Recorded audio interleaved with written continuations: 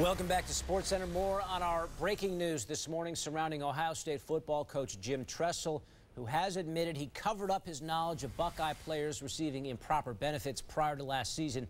On Friday, the university received a notice of allegations from the NCAA accusing Tressel of dishonesty for hiding violations committed by 7 current and former players who sold school awards and equipment to the owner of a tattoo parlor.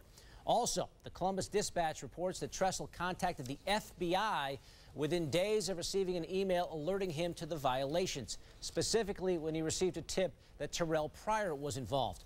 Tressel later lied, saying he first became aware of this story back in December. Tressel and 5 players, including Pryor, have been suspended for the first 5 games of next season. However, Tressel is subject to further punishment pending the outcome of this investigation.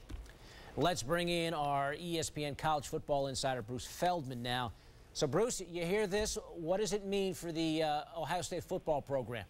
Well, it means that the NCAA is moving along pretty quickly at this pace. On August 12th, they are going to meet with the NCAA Committee on Infractions to basically respond and make their case to what the NCAA submitted to them, and then it's going to move forward. I think that it's noteworthy here that the NCAA has mentioned that repeat offender status is possible in this case, and because it goes back to the 2006 basketball scandal under Buckeye coach Jim O'Brien, and these are sizable charges facing Jim Tressel. I mean, I think we got to keep in mind here that he used ineligible players for an entire season.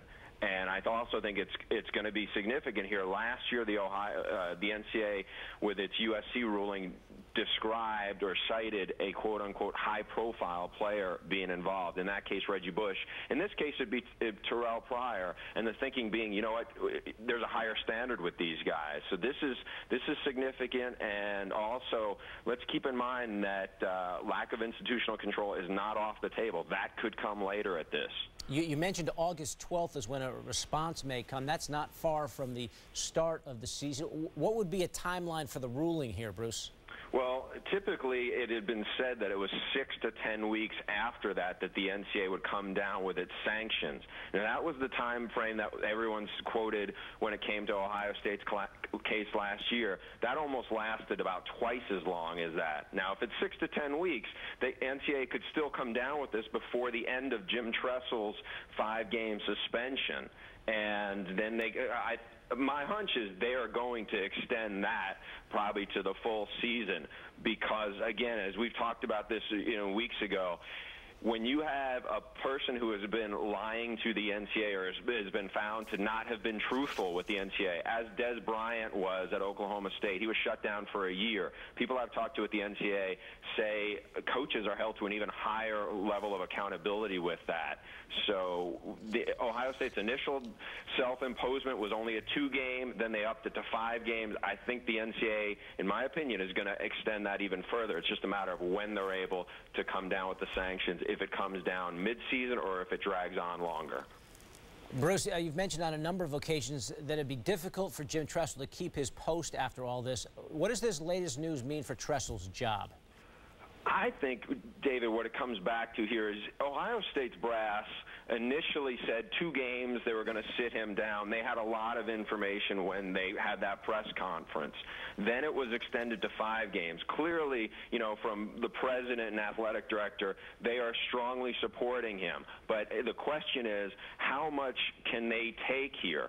Because if the NCAA is going to make him almost unhireable, sit him down for a year, sit him down for even longer than that, or if they do find the Ohio State with lack of institutional control, then I think that this is going to be a much, much bigger deal than anybody Ohio State had ever anticipated. I'm sure that they don't want to go this route because Jim Tressel means so much to that program.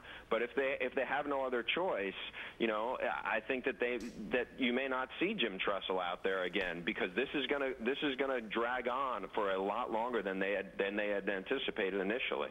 Jim Tressel, 6 straight 10-win seasons or double-digit wins there at Columbus, and now in all sorts of trouble. Our ESPN college football insider Bruce Feldman with the very latest on the investigation of